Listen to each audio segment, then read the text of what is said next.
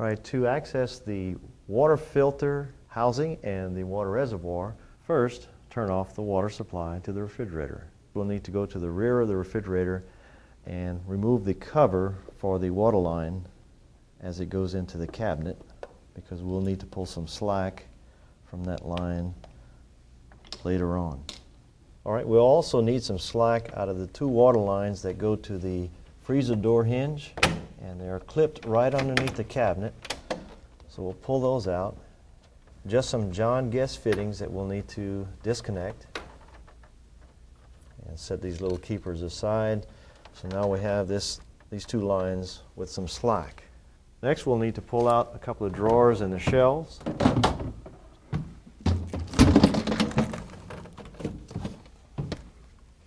All right, now we'll remove the water filter. And there are two screws.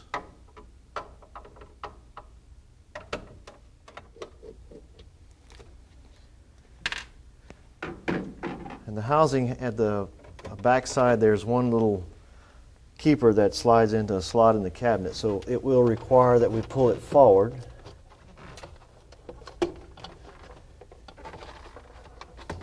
And then carefully reach in the back, and the slack we created in the lines earlier will now come in handy, because we're going to need to get a little bit more slack to pull the housing forward. The inlet water line comes in from the back, and the lines that went to the freezer door hinge actually come in on the floor of this compartment.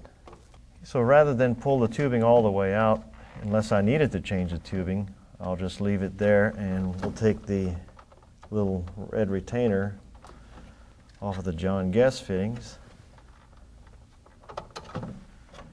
and would allow us to undo the three lines, the blue and white that go to the freezer door hinge, and then the one white that comes from the water supply. And then we'd have our water filter housing, the water reservoir, and the water valve accessible.